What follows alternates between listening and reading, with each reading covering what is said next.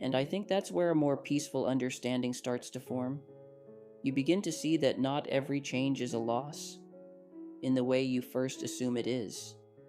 Sometimes it's just life moving people into different directions without any single moment of conflict or failure.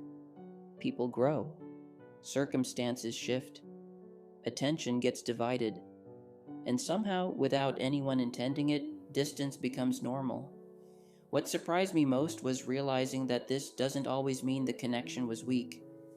In some cases, it only means it belonged to a certain chapter of your life that naturally closed as everything else changed around it.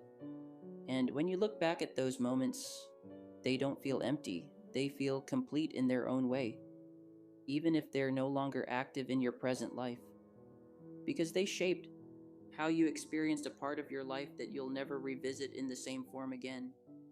I used to think closure had to come from conversation, from explanation, from understanding every detail of why things changed.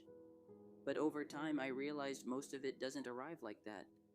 It comes from acceptance that doesn't need full answers to settle, from understanding that some people were important in a specific season, and that's enough to make it meaningful. And once that settles in, you stop forcing emotional rewrites of the past. You stop trying to turn memories into something they aren't anymore.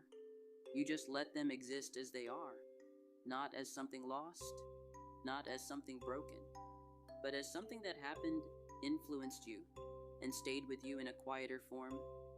And maybe that's what growing up really feels like. Not forgetting people, not erasing moments, but learning how to let them remain in the past without needing them to stay alive in the present to still matter.